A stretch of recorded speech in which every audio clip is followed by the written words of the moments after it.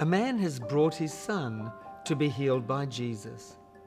Because Jesus was on a mountain with Peter, James, and John, the other disciples tried to drive out the evil spirit, but they could not.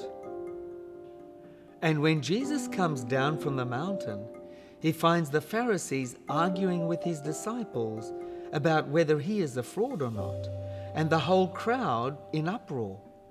And that's where we pick up the action today.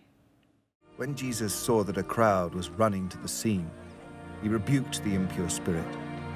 "You deaf and mute spirit," he said, "I command you, come out of him and never enter him again."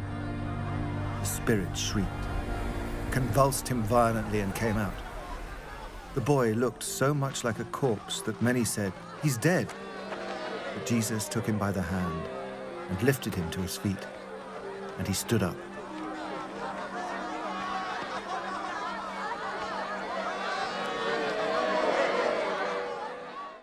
The crowd had witnessed the lack of power of the disciples.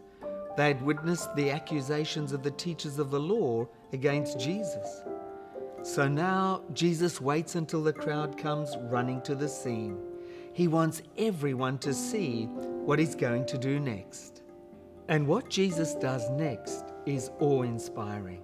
With his word of power, he commands the spirit to leave the boy and never return.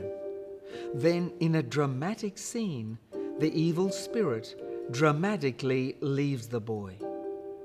It's interesting that before the boy stood up, free from the evil spirit, Mark says that he looked like a corpse.